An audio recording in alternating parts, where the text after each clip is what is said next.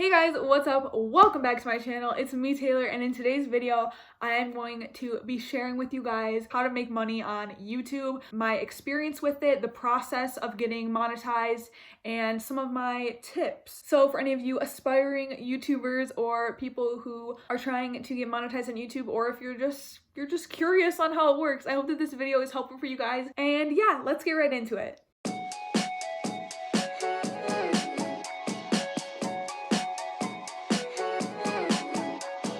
So basically, in order to get approved for Adsense, you have to have over 1,000 subscribers, and also you have to have 4,000 watch hours. So people were watching your videos for over 4,000 hours. I hit the 1,000 subscribers first, and I was at like 3,600 watch hours, so I had to wait a little bit in order to get to 4,000. Then when I did, I think it was July 21st of this year is when I hit 4,000 watch hours, and I was able to sign up for Adsense and get that going. So basically, I guess I'll talk about all the info first, and then I'll explain kind of like my story, I guess, or like my tips. So once I got approved for Adsense, you have to make an account with Google AdSense. It's super easy. Like if I can do it, anyone can do it. You put in like your tax information and everything like that. It's honestly it's a lot easier than I thought it was gonna be. So in order to get your first paycheck deposited into your bank account, you have to hit like a minimum of $100. You know, in your first month, say you only make like $30, you won't get paid until you make $100, and then Google AdSense will pay you. I'm not sure why it's like that. That's just how it is. So you'll get paid either once a month or every time you hit $100. Okay, I want to clarify this. If you make like, say you make $30 in July and then you don't hit the $100, the $30 then goes into August, and then say you make another $30 in August, then you'll have $60, and then you hit September and you make that $100, then you get your paycheck. Okay, the money just doesn't like go away if you don't hit $100 in a month. I don't know if that was obvious, or like if I should have explained that, but there it is. Basically, once you apply, you have to wait for this in the mail, and then inside it gives you like the next step in the process. And then after that, I think it took about 2 days for it to like go through once I put in my tax information and stuff like that. So it did take about a week or two, probably from the time I hit 4,000 watch hours until I actually got the money in my bank account. I honestly think, like, I know people used to get like bullied for having YouTube channels and stuff like that, or like people said it was stupid, and like obviously like I don't think I was ever really bullied or anything like that, but people definitely like made comments to me about it. I never really cared. I don't really care what people have to say or anything like that. And I'm sure people made fun of me behind my back, but it's like now 2020, like it's kind of dumb to not have a YouTube channel in my opinion. I don't know, maybe that's just me because I have always like loved YouTube and stuff like that, but I think that if you want to make one, go for it. That's all I had written down for like the process behind. It's super easy to, once you hit, 1,000 subscribers and 4,000 watch hours, it's super easy process to get it all approved. But now I guess I'll talk about my experience with it and how I got there, and also my tips. So obviously I'm not that big of a YouTuber or anything. I have 2,700 subscribers, but what did it for me is my one video that just like blew up out of nowhere. I think it's at 170,000 views right now. So that's the video that really got me those 4,000 watch hours and got me all those subscribers. I think I had like 300 subscribers before that video kind of took off. So that one helped me a lot because my videos were getting like 50 views each. Like, the 30 videos I had before that had like 50 to 100 views. And now I do have some other videos. I think my second most popular video has like 17,000 views. And then I have one with like 6,000, and then a couple with around 1,000 or 2,000 views. But my like tips for you guys is thumbnails are so important. I really think that what did it for me with that video was the thumbnail. I made a thumbnail for one of my videos this morning, and it took me almost 2 hours. I am making a video on like how I make my thumbnails and like how to make a good thumbnail. So check out for that soon, or it might be already uploaded, I'm not sure, but I am making a video on that soon. Also, another tip for, say you're uploading a video, like I did one video and it was a full face of Glossier makeup, and that was one of my videos. I think it has about 7,000 or 8,000 views, and that's a video that a lot of people have done before. I've seen it done before, a full face of Glossier makeup or a Glossier makeup look, anything like that. So what I did for that video is I looked up on YouTube full face of Glossier. I looked at what other people who had, a ton of views, what did they title their video? What did they make their thumbnail? Obviously, I'm not like copying them, but I'm just seeing kind of like what title would do the best, what thumbnail would do the best, and then do that for my video as well, just to give it the best chance it can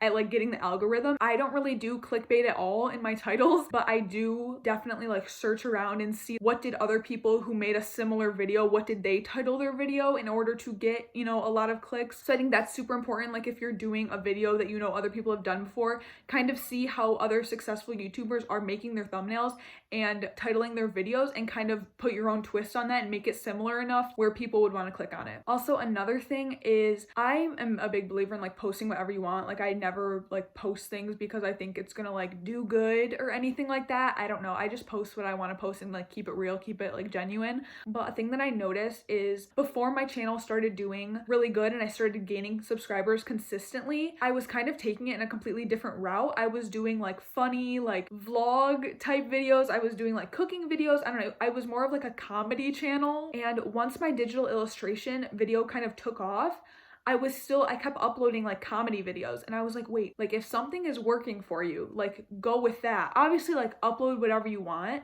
but like since my channel was doing so good with the digital illustrations, I was like, okay, well, I'm obviously gonna like work on that more and like kind of put my comedy and like other videos kind of like on the back burner, like still do them, but just kind of focus more on digital illustration because that's what people want to see. Also, another thing is like don't force anything. Like I was trying to force so hard my other videos that I used to be doing, and I was like, Taylor, like why are you trying to force these other videos when your illustration videos are what's working for you and is what is getting an audience and like engaged viewers, you know? If you want this to be your job and you want to make money from this, you have to make decisions that will grow your channel, you know what I'm saying? So since my audience is mostly focused on digital illustration, I do post mostly digital illustration stuff, but of course I do add in some other videos here and there. Like this video isn't digital illustrations, obviously. I did like a gift guide video, but it all kind of ties in with my brand, and I think that's one thing that I really had to learn. Hi guys, just me and John Stamos here editing this video, but I didn't want this to sound like, oh, I'm just doing digital illustration videos because like it grows my channel. Like obviously, yes, it has grown my channel, but it's also like something I'm extremely passionate about, and like I do digital illustrations every day. If you follow me on Instagram, obviously you see that I post digital illustrations all the time, so like it's still something that I'm super passionate about.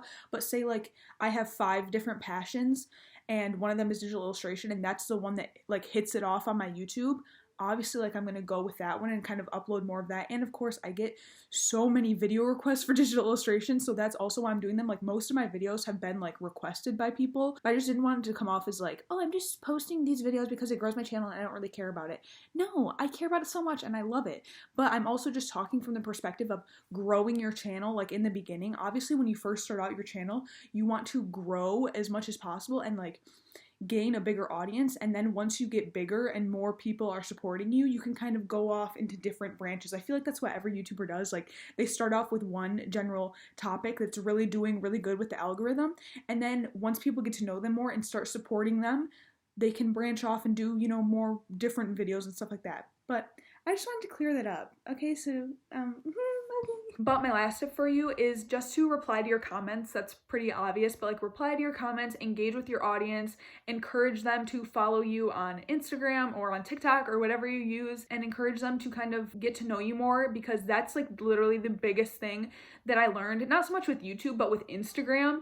You need to put a face to your brand and a personality to your brand. It's so important to connect with your audience, like on stories, show your face. Like if you follow my Instagram, it is all like digital illustrations, and I've never put my face on it, but I do obviously put my face on YouTube. So I encourage my Instagram followers to go watch my YouTube videos so they get a more personal interaction with me. And I also post stories with my face in them, and I'll do video stories of me talking, so that engages with my audience as well. Even though I don't have my Instagram isn't necessarily like my personal Instagram. It's more of like kind of like a creative like brand, I guess. I don't know. I don't even know what I would call it. Just engaging with your audience, connecting with them, replying to your DMs, talking to people in your DMs. I guess I can give more of a backstory on like my Instagram and stuff. When I started my Instagram account, I never expected anyone to follow it, like literally at all. And I posted my first post on there, and suddenly, literally within a day, I had 70 followers, and I was like, I never thought I was gonna get to 70 followers. Like, I thought I was gonna have maybe like 30 followers, like max. I have completely transitioned what I do on my Instagram too. Like, I thought I knew what I was doing, and now I completely switched it around. So you don't have to have it all figured out at the beginning. That was a big thing for me. I wouldn't do things just because I wanted to have it all figured out. Even if you do have it all figured out, it's probably gonna change.